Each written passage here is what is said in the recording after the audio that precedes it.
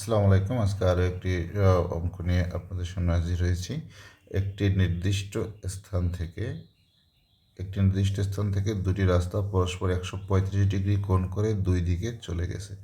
আমরা মনে করি আমাদের নির্দিষ্ট স্থান হচ্ছে এখান থেকে দুটি রাস্তা এভাবে 135 ডিগ্রি কোণ করে চলে গেছে, হচ্ছে নির্দিষ্ট পয়েন্ট। তাহলে এই কোণের পরিমাণ হচ্ছে আমার 135 ডিগ্রি। এবার বলা হচ্ছে দুজন লোক নির্দিষ্ট স্থান থেকে যথাক্রমে ঘন্টায় 7 কিলোমিটার ও 5 কিলোমিটার বেগে বিপরীতমুখী রওনা হলো। আচ্ছা, ঘন্টায় যায় 7 কিলোমিটার এবং 4 ঘন্টা পরে তাদের মধ্যবর্তী দূরত্ব নির্ণয় করো।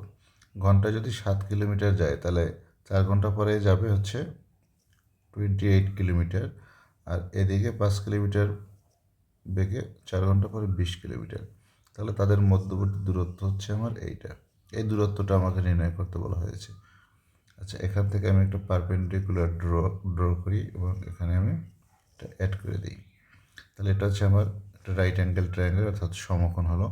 মনে করি এটা এ, বি, সি এবং ডি। তাহলে দেখেন আমার এসির মান আছে।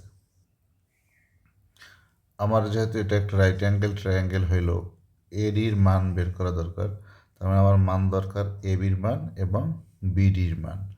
তাহলে আমার দরকার বিসি এবং এবি। আপনাকে এভাবে চিন্তা করতে হবে।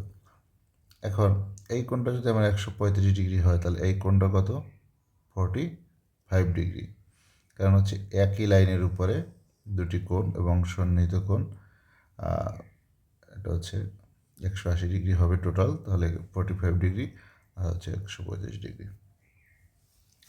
তাহলে আমরা এখন এটা হচ্ছে যেহেতু একটা সমকোণ এবং শুক্রকোণটা এখানে অবস্থিত, তাই এটা হচ্ছে আমার অতিভুজ, ভূমি এবং এটা লম্ব। তাহলে অতিভুজের মান দেয়া আছে, আমরা এই ভূমি এবং লম্বের মান বের করতে পারি কীভাবে? আমরা যদি সাইন ব্যবহার করি, সাইনের সূত্র, সাইন 45 ডিগ্রি ইকুয়াল টু কত হবে? আমরা জানি সাইন থিটা ইকুয়াল টু লম্ব বাই অতিভুজ। তাহলে এখানে লম্ব হচ্ছে এবি,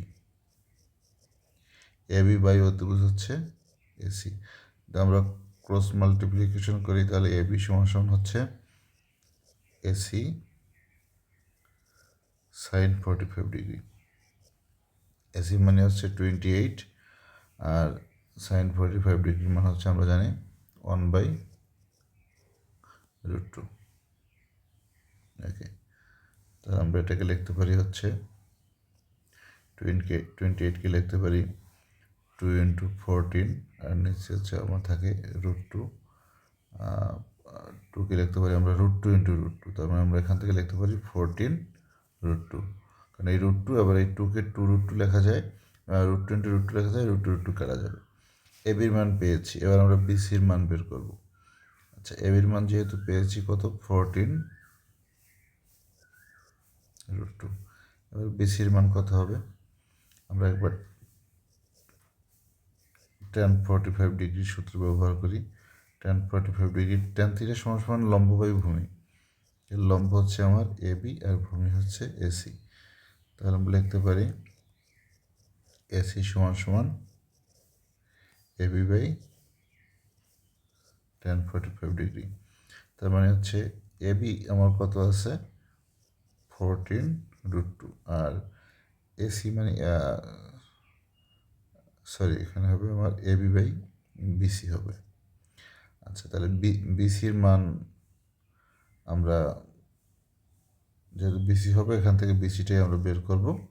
তাহলে BC equal to AB by tan 45 degree. এবির মান 14√2 আর tan 45 ডিগ্রির মান আমরা জানি 1। তার মানে এটার মান হচ্ছে আমার 14√2। ওকে, তাহলে এটার মান হচ্ছে আমার 14√2। এবার তাহলে আমার যেহেতু আমি বিসির মান পেয়ে গেলাম, তাহলে BC plus CD equal to হবে আমার বিডি। ঠিক আছে, সেখান থেকে আমি টোটাল মানটা পেতে পারি, বিডির মানটা। এবং এখানে অতিভুজ স্কোয়ার ইকুয়াল টু আমরা জানি অতিভুজের মানে যে এডি টোটাল যে দূরত্বটা সেটা বের করব। এডি ইকুয়াল টু √ওভার AB square plus BD square.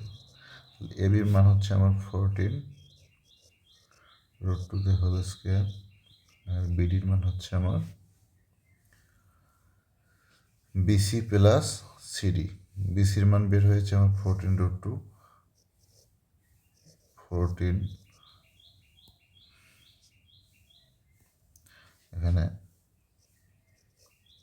14√2 plus বিডির মান হচ্ছে আমার 20।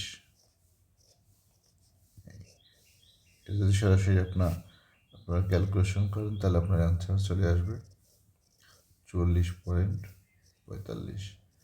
এটি হচ্ছে এই প্রশ্নের উত্তর। ধন্যবাদ সবাইকে।